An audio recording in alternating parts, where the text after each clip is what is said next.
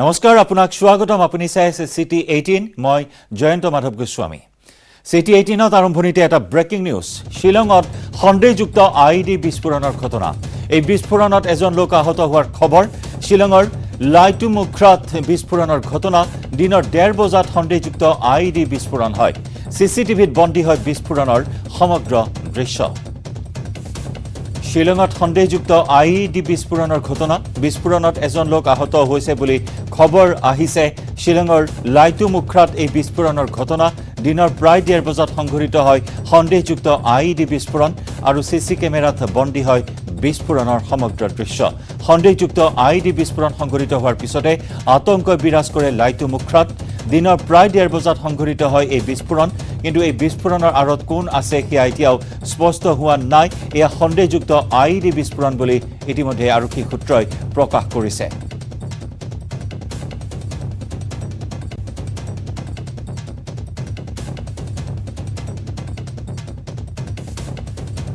আৰু এই সন্দেহযুক্ত আইডি বিস্ফোৰণ সন্দৰ্ভত অধিক খবৰ লাভ কৰিবলৈ আমি যোগাযোগ স্থাপন কৰিছোঁ আমাৰ শিলঙৰ সংবাদদাতা পূৰ্বাশা ভট্টাচাৰ্যৰ সৈতে পূৰ্বাশা এই সমগ্ৰ বিস্ফোৰণ সন্দৰ্ভত কি আছে আপডেট আপোনাৰ হাতত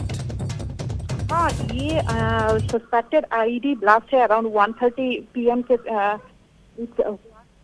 और हाय हाय পূৰ্বাশা প্ৰায় 1:30 বজাত সংঘটিত হৈছে এই আইডি বিস্ফোৰণৰ বৰ্তমান তদন্ত কি পৰ্যায়ত আছে ইনভেষ্টিগেশ্যন কেনেদৰে চলাইছে আৰক্ষীয়ে আৰু কি তথ্য এই মুহূৰ্তত লাভ কৰা হৈছে আপডেট কি আছে जी हाँ यहाँ पे अभी तक कोई भी ऑर्गेनाइजेशन ने इसका जिम्मेदारी नहीं लिया है ये आईडी ब्लास्ट हुआ है स्ट्रेटेजिक लोकेशन में हुआ है लाइमुखरा में हुआ है तकरीबन 1:30 बजे के करीब हुआ है और आपको ये भी बोलना चाहूंगी दैट कुछ दिनों पहले HNLC ban proscribe outfit ban outfit HNLC ने एक मेल भेजा था जहां पे उन्होंने थ्रेटन दिया था दैट स्ट्रेटेजिक लोकेशन में ब्लास्ट करेंगे लेकिन इसको क्या आईडी ब्लास्ट को HNLC के ब्लास्ट के साथ जोड़ा जा सकता है HNLC के साथ जोड़ा जा सकता है ये हम अभी नहीं बोल सकते लेकिन लास्ट मंथ ही HNLC ने इनफैक्ट ईस्ट जयंती हिल्स में आईडी ब्लास्ट किया था और ये बहुत ही ज्यादा सीरियस मैटर है और अभी बोल नहीं सकते इसको HNLC के साथ जोड़ा जा सकता है या नहीं लेकिन ये डेफिनेटली एक बहुत ही शॉकिंग चीज है लॉ एंड ऑर्डर क्वेश्चन में है क्योंकि कंटेनमेंट रेस्ट्रिक्शन शिलोंग में लगा हुआ है नाइट कर्फ्यू लगा हुआ है और यहाँ पे आईडी ब्लास्ट हुआ है लाइमुखरा पार्किंग लॉट में जो लाइमुखरा बाजार के बहुत ही नजदीक है लाइमुखरा मेन रोड के बहुत ही नजदीक है जानते जी पूर्वाशा पुलिस की तरफ से और या सरकार की तरफ से कोई स्टेटमेंट सामने आया है अभी तक इस ब्लास्ट के बारे में अभी तक कुछ नहीं है हम वहाँ पे गए थे हम वहाँ से अभी आए हैं वहाँ पे पुलिस अभी भी यहाँ का इन्वेस्टिगेशन कर रही है और अभी तक कुछ भी पता नहीं चला है लेकिन हम उम्मीद कर सकते हैं शाम तक कुछ ना कुछ आ जाएगा और थोड़ी देर में चीफ मिनिस्टर का प्रेस कॉन्फ्रेंस होने वाला है अगर वो प्रेस कॉन्फ्रेंस देते हैं तो डेफिनेटली वो इसके बारे में जरूर बोलेंगे अभी तक उम्मीद किया जा रहा है चीफ मिनिस्टर शायद आज शाम तक वो प्रेस कॉन्फ्रेंस दे सकते हैं जानते जी पूर्वाशा एक लोग घायल हो चुके हैं उनका हालत अभी कैसा है जी वो बहुत ज्यादा सीरियस इंजरी नहीं है वो उनको मुखरा के नजरत हॉस्पिटल में शिफ्ट किया गया है वो ज्यादा इंजर्ड नहीं है माइनर इंजरी हुआ है लेकिन हमने एक आई विटनेस से बात किया है और उन्होंने भी बोला है उनका टी स्टॉल वो क्लीनिंग कर रहे थे जब यह ब्लास्ट हुआ है लेकिन एक ही इंसान इंजर्ड हुआ है जिसको लाइमुखरा के नजरत हॉस्पिटल में ले गया गया है जी आपने जो लॉ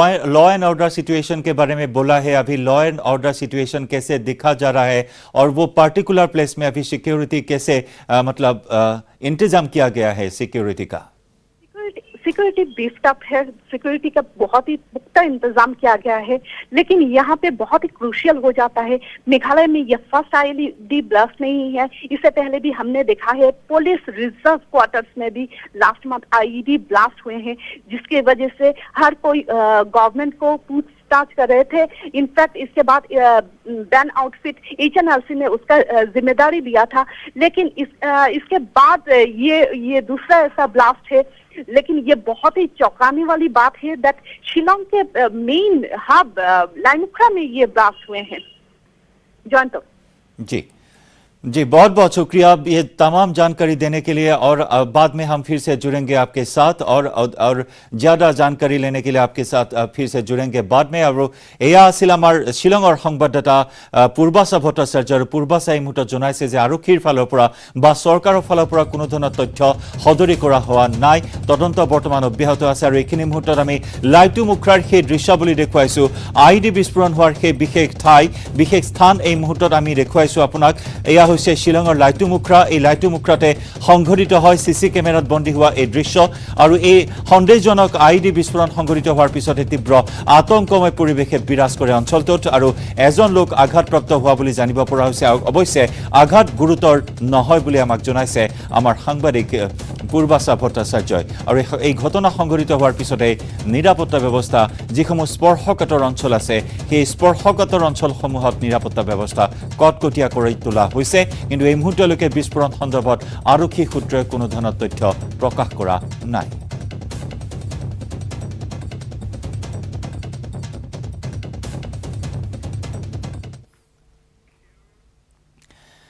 আন্তঃৰাজ্যিক সীমা সমস্যা সন্দৰ্ভত নতুন দিল্লীত কেন্দ্ৰীয় গৃহমন্ত্ৰী অমিত শ্বাহৰ সৈতে বৈঠকত মিলিত হয় মুখ্যমন্ত্ৰী doctor Himanta Biswa Sarma.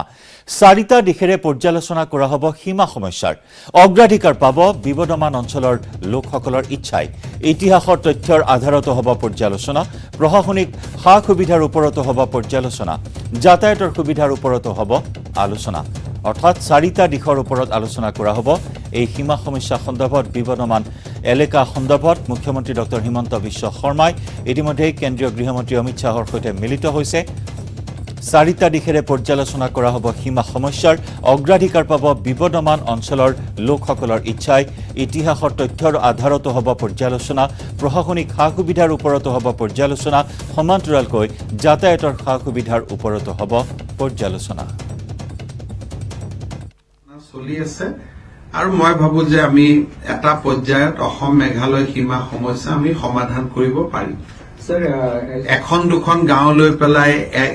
1 inch 2 inch মাটি লৈ পেলাই দুখন ৰাজ্যই কাজিয়া কৰি থকাৰ কোনো মিনিং নাই। এইবোৰতো ভাৰতৰে মাটি হয়। Did you sort out the problem on Nagaland border issue? The area where dispute was there, we have resolved it. That will maintain status quo. Sir, as you have mentioned that the border issues, you will show some practical solutions. So, what type of practical solutions? We have identified 4 core issues. One is will of the people. There are people in the village, in the border. So their loyalty is in which side? Whether they are loyal to Assam or they are loyal to Meghalaya. So that is one of the primary criteria. Second criteria is your history. Third criteria is that administrative convenience. Why both the state exist? State exists for the welfare of the people. So if from Meghalaya to district headquarters you have to travel 10 kilometers. To Assam you need to travel 30 kilometers. So definitely administrative convenience is not in the side of Assam or vice versa. And the contiguity to the constitutional boundary. So 4 broad criteria we have formulated, that historical perspective, contiguity, administrative convenience and will of the people, which is the most important. 15 আগষ্টৰ পাছত খোল খাব আন্তঃজিলা যাতায়াত। আন্তঃজিলা যাতায়াতৰ ক্ষেত্ৰত প্ৰযোজ্য হ'ব বাহনৰ যুগ্ম অযুগ্ম নীতি। নতুন দিল্লীত এই কথা সদৰি কৰে মুখ্যমন্ত্ৰী ডক্টৰ হিমন্ত বিশ্ব শৰ্মাই। 15 আগষ্টৰ পাছত সন্ধিয়া 6 বজালৈ দোকান পোহাৰ খোলাৰো ইংগিত দিয়ে মুখ্যমন্ত্ৰীগৰাকীয়ে। কোভিড পৰিস্থিতি উন্নত হলে শিক্ষানুষ্ঠানৰ চূড়ান্ত বৰ্ষৰ পাঠদান আৰম্ভ কৰা হ'ব বুলিও মন্তব্য কৰে মুখ্যমন্ত্ৰীগৰাকীয়ে।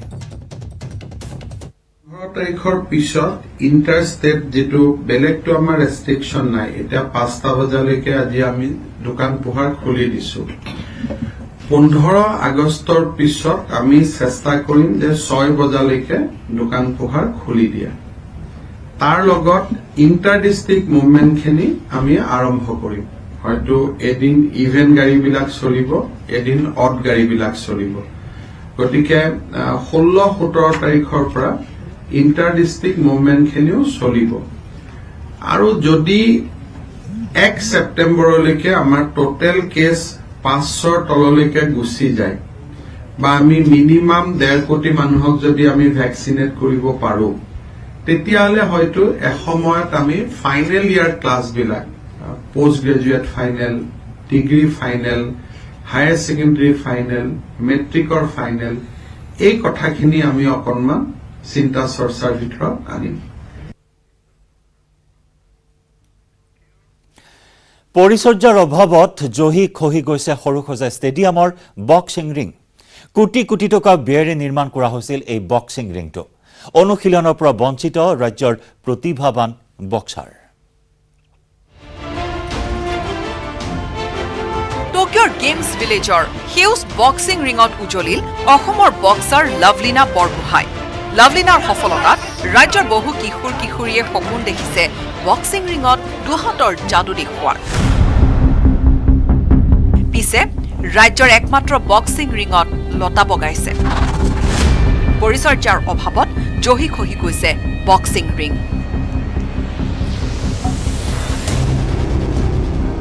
পৰিত্যক্ত কদৰ্যৰ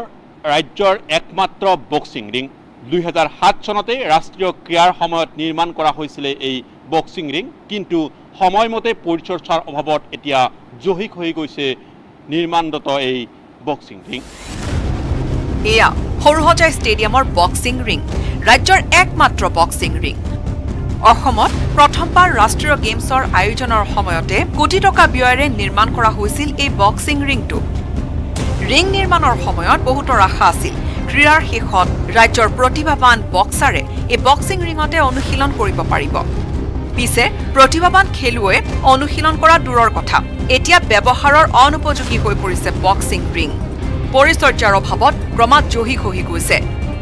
মাটিয়ে বালিয়ে লেটি লৈ আছে পাঞ্চিং বেগ ক্ৰীড়া ক্ষেত্ৰৰ আন্তঃগাঁথনিত দুৰ্বল ৰাজ্যখনত থকা সম্পদসমূহো সঠিকভাৱে ৰক্ষণাবেক্ষণ নকৰিলে আৰু এগৰাকী লাভলীনাৰ বাবে অসমবাসীয়ে অপেক্ষা কৰিব লাগিব হয়তো বহু বছৰ বশিষ্ঠৰ পৰা উৎপল হালৈৰ সহযোগত বলেন ভট্টাচাৰ্যৰ report news 18 Assam north east city 18ত আমি খবৰৰ ধাৰা অব্যাহত ৰাখিম তাৰ পূৰ্বে এটি বাণিজ্যিক বিৰতি সমাগত স্বাধীনতা দিৱস বৃদ্ধি পাইছে জাতীয় পতাকাৰ চাহিদা নানা আকাৰৰ পতাকাৰে এতিয়া ভৰিছে বঙাইগাঁৱৰ খাদী ইণ্ডিয়া বিক্ৰী কেন্দ্ৰ অসম খাদী আৰু গ্ৰামোদ্যোগ বৰ্ডৰ কেন্দ্ৰটোৰ ভিন্নজনে ক্ৰয় কৰিছে পতাকা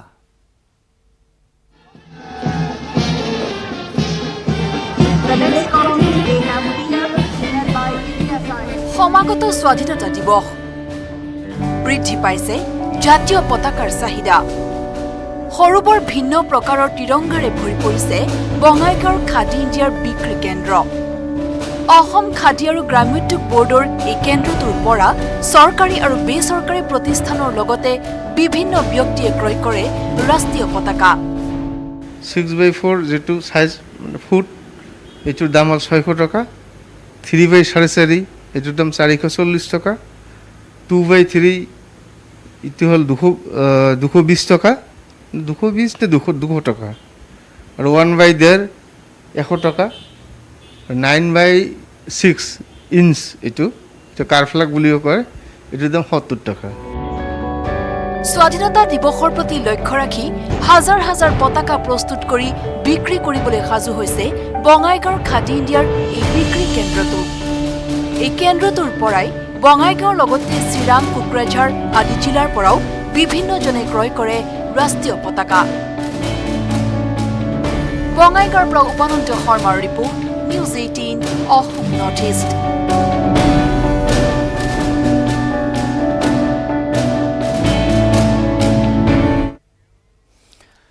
অসমত পুনৰ সক্ৰিয় হৈ উঠিছে নাৰী ব্যৱসায়ী চক্ৰ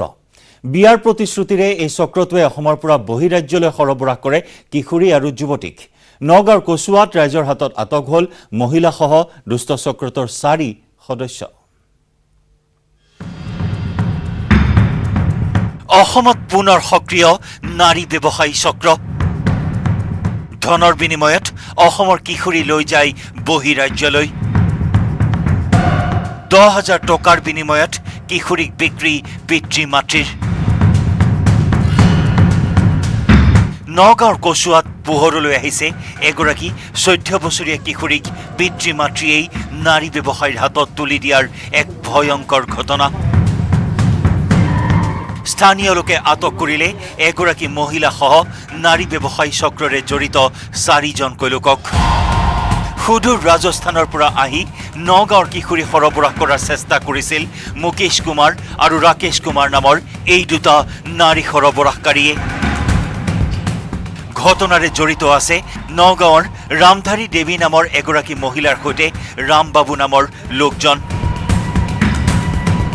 অভিযোগ অনুসৰি ৰাজস্থানৰ 2 নাৰী সৰবৰাহকাৰীয়ে ৰামধাৰী দেৱী আৰু ৰামবাবুৰ সহযোগত কচুৱাৰ পণ্ডিত ঘাটৰ এটি দৰিদ্ৰ পৰিয়ালৰ এগৰাকী 14 বছৰীয়া নাবালিকা কিশোৰীক বিয়াৰ প্ৰলোভন দিয়ে নৱম শ্ৰেণীৰ ছাত্ৰীগৰাকীক সোমবাৰে বিয়া কৰাই নিবলৈ আহি ধৰা পৰিল নাৰী ব্যৱসায়ী চক্ৰটো এসপ্তাহ পূৰ্বেই কিশোৰীগৰাকীৰ বাবদ চক্ৰটোৱে পিতৃক দি গৈছিল 10,000 টকা ছোৱালীটোৰ খুৰা আহি আমাক ক'লে যে আমাৰ ককায়ে মদ পানী খাই ছোৱালী আমাৰ ভতিজাজনীক টকা 10,000 বিনিময়ত সিহঁতে বোলে বেচিছিলে বুলি শুনিছোঁ আৰু লিংলাং কৰি পেলাই আনিছিলে মই কামৰ জেগাত আহিলোঁ মোক মাতি পেলাই লৈ গৈছিল পইচা কিমান লৈছিল পইচা 10,000 টকা জবৰদস্তি দি গৈছিলে 10,000 টকা বিনিময়ত আপোনাৰ ছোৱালীজনী বিয়া দিব খৰচ কৰিবৰ কাৰণে দিছিলে কিশোৰীগৰাকীয়ে নাৰী ব্যৱসায়ী চক্ৰটোৰ ষড়যন্ত্ৰৰ কথা জানিব পাৰি অৱগত কৰে স্থানীয় লোকক পণ্ডিতঘাট আৰু শিঙিমাৰীৰ গাঁওৰক্ষী বাহিনীয়ে স্থানীয় লোকৰ সহযোগত নাৰী ব্যৱসায়ী চক্ৰটোৰে জড়িত 4জনকে আটক কৰি গতালে কচুৱা আৰক্ষীক কচুৱা আৰক্ষীয়ে গোচৰ ৰুজু কৰি ঘটনাৰ জেৰা অব্যাহত ৰাখিছে আৰক্ষীয়ে চক্ৰটোৰ পৰা উদ্ধাৰ কৰে নগদ ধন সেন্দুৰৰ টেমা আৰু ফুলৰ মালা জানিব পৰা মতে ধৃত নাৰী ব্যৱসায়ী চক্ৰটোৱে দীৰ্ঘদিন ধৰি দৰিদ্ৰ পৰিয়ালৰ কিশোৰী যুৱতীক বিয়াৰ প্ৰলোভন দি ৰমৰমীয়া ব্যৱসায় চলাই গৈছিল ইতিমধ্যে কচুৱা আৰক্ষীয়ে 4টা অপৰাধীক নগাঁও জেল হাজতলৈ প্ৰেৰণ কৰিছে বেবিজিয়াৰ পৰা ভাস্কৰ শইকীয়াৰ report news 18 Assam north east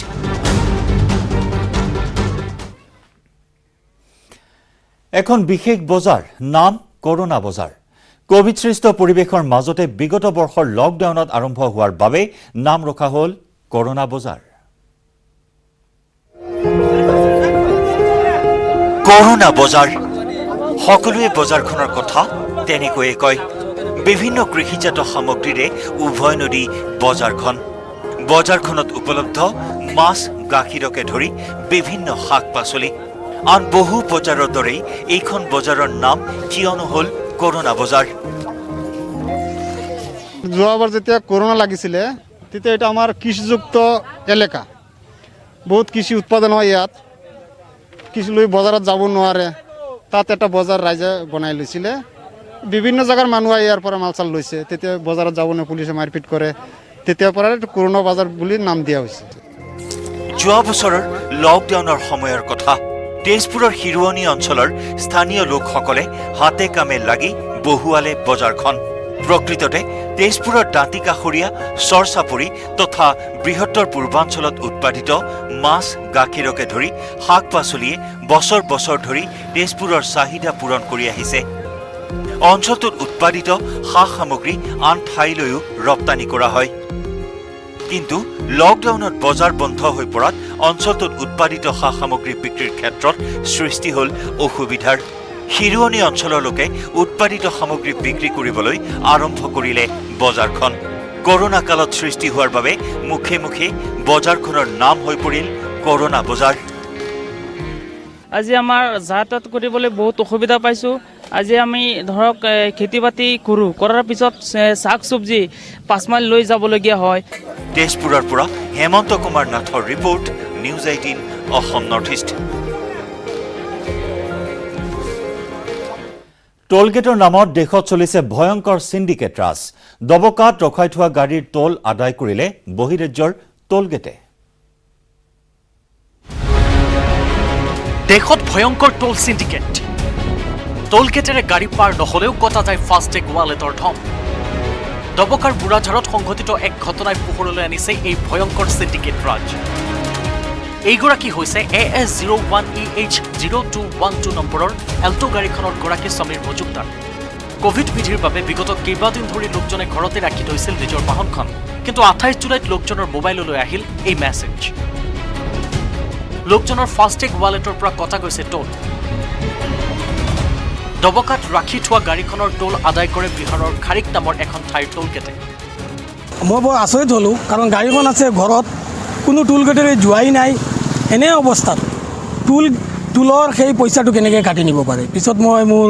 FASTag ৱালেটটো চেক কৰিলোঁ ষ্টেটমেণ্ট ধুনীয়াকৈ ওলাই আহিছে হয় পইচাটো কাটি লৈ গৈছে এই বস্তুটো এটা বৰ ভয়ানক হৈছে কাৰণ মোৰেই বুলি নহয় এনেকুৱা লাখ লাখ মানুহৰ গাড়ীত ফাষ্টেগ লগোৱা আছে ৱালেটত পইচা আছে কাটি লৈ যাব পাৰে এইটো টুল কালেকশ্যনৰ নামত চৰকাৰৰ এটা সিন্ডিকেট বুলি ক'ব লাগিব এইটো 100% বহিৰাগত বনিয়াৰেই কাম হ'ব ইহঁততো চুৰিতেই পাৰ্গত আৰু বেলেগ একো কৰিব নোৱাৰে গতিকে এইটো হয়েই উচিত তদন্ত কৰিব লাগে চৰকাৰে যিটো মই মিডিয়াৰ জৰিয়তে চৰকাৰৰ দৃষ্টিগোচৰ কৰিলোঁ সমীৰ মজুমদাৰ এক উদাহৰণহে এনেধৰণৰ বহু ঘটনা সংঘটিত হৈছে হোজাই জিলাত টোলগেটেৰে গাড়ী পাৰ নোহোৱাকৈ বহিৰাজ্যৰ টোলগেটে সংঘটিত কৰা এনে ঘটনাই স্বাভাৱিকতে শংকিত কৰিছে বহু লোকক দবকাৰ পৰা Abdul Hakim news 18 Assam north east 5 বছৰৰ পাছত ঘৰলৈ উভতিছিল দেৰগাঁৱৰ এজন লোক বহিৰাজ্যলৈ চাকৰি বিচাৰি গৈ ৰেলৰ পৰা সন্ধানহীন হৈ আছিল এই লোকজন তেলেংগানাৰ এটা স্বেচ্ছাসেৱী সংস্থাৰ প্ৰচেষ্টাত ঘৰলৈ আহিল বহিৰাজ্যত দিশহৰা হোৱা লোকজন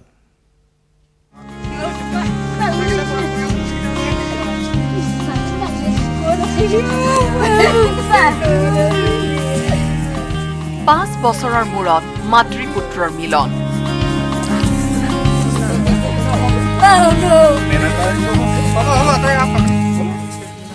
সন্ধান ওলাল 5 বছৰৰ পূৰ্বে বেংগালুৰুৰ কোম্পানীত চাকৰি বিচাৰি গৈ ৰেলৰ পৰাই নিৰুদ্দেশ হোৱা দেৰগাঁৱৰ বাতিপৰিয়াৰ সুনীল গগৈ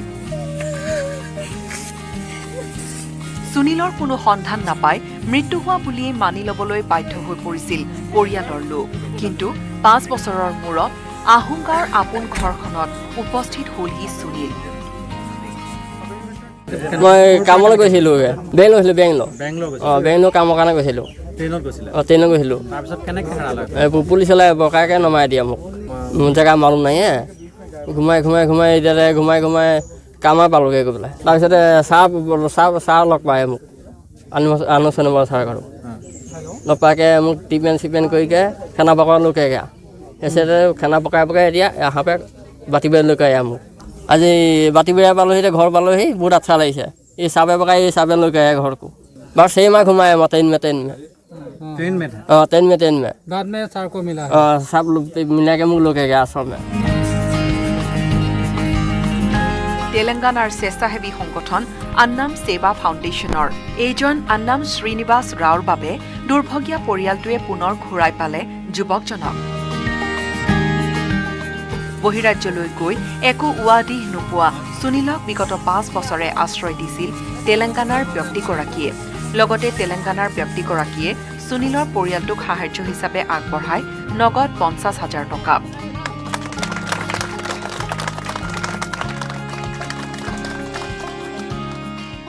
ये परिवारों को मिलाने के वास्ते मैं बहुत रोया उनको माँ है बीबी है बच्चे लोग हैं को भगवान आज भेज दिए आए तो बहुत खुशी में है मैं 4 বছৰ দিনে পাই সোমাইছে ভাল লাগিছে পাম বুলিয়ে ভাবি আছিলোঁ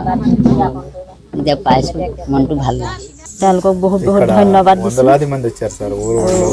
লগতে মাজিৰ ৰহমানকো বহুত বহুত ধন্যবাদ দিছোঁ বহুত সহায় কৰিছে আমাক এই ক্ষেত্ৰত গাঁওখনৰে মাজিবুৰ ৰহমান নামৰ এজন যুৱকে ছ'চিয়েল মিডিয়া যোগে লাভ কৰিছিল তেলেংগানাত থকা সুনীলৰ খবৰ আৰু আজি তেলেংগানাৰ আন্নাম সেৱা ফাউণ্ডেশ্যনে পৰিয়ালটোৰ মুখলৈ ঘূৰাই আনিলে হেৰুৱা হাঁহি bureau' report news 18 Assam north east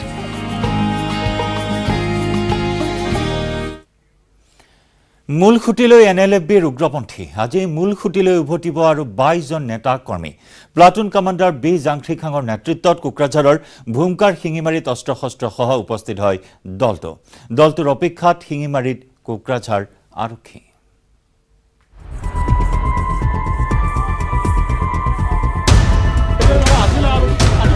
পুনৰ মূল খুঁটিলৈ আহিল NLFBৰ 22 নেতা কৰ্মী কোকৰাঝাৰ জিলাৰ গোসাইগাঁও মহকুমাৰ অন্তৰ্গত ভূমকাৰ শিঙিমাৰীত অস্ত্ৰ শস্ত্ৰ সহ ওলাই আহিল NLFB নেতা কেডাৰ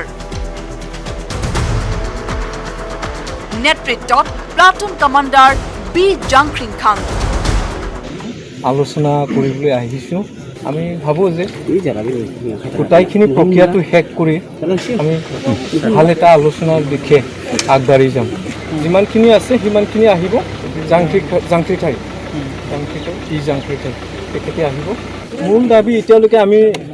চাৰ্টাৰক যিমান চৰকাৰক দিয়া নাই তো আমি গোটাইখিনি লিডাৰ্ছ কেডাৰ্ছ গোটাইখিনিক আমি ডিজিনেটেড কেম্পত আনি কিনি আমি গোটাই একেলগে কথা পাতি চৰকাৰক আমি দাবী জনাম অৰণ্যৰ পৰা AK চিৰিজৰ ৰাইফল হেণ্ড গ্ৰেনেড সহ ওলাই অহা NLFB নেতা কেডাৰক আদৰণি জনাই NLFBৰ মুখ্য সেনাধ্যক্ষ M বাথা উপাধ্যক্ষ বি বকু আৰু শান্তি আলোচনাৰ মধ্যস্থতাকাৰী ৰাজকুমাৰ পৃথ্বীৰাজ নাৰায়ণ দেৱ মেছে এইটো চতুৰ্থ গ্ৰুপ ওদালগুৰিটোত প্ৰথমতে 23জন আহিছিলে তাৰপিছত ঝাৰবাৰী তাৰপিছতে কোকৰাঝাৰত 14জন আহিছিলে আৰু আজি এইটো চতুৰ্থ গ্ৰুপ অসম চৰকাৰৰ মাননীয় মুখ্যমন্ত্ৰী হিমন্ত বিশ্ব শৰ্মা ডাঙৰীয়া আৰু অসম আৰক্ষীৰ যে শান্তিৰ প্ৰতি থকা আহ্বান সেই আহ্বানক সন্মান জনাই 21জন কেডাৰে আজি অস্ত্ৰ শস্ত্ৰ সৈতে আহিছে আৰু শান্তি আলোচনাৰ স্বাৰ্থে এই অস্ত্ৰ শস্ত্ৰখিনি কোকৰাঝাৰ আৰক্ষীক গতাই দিয়া হ'ব কোকৰাঝাৰৰ পৰা সুৰজ বসুমতাৰীৰ report news 18 Assam north east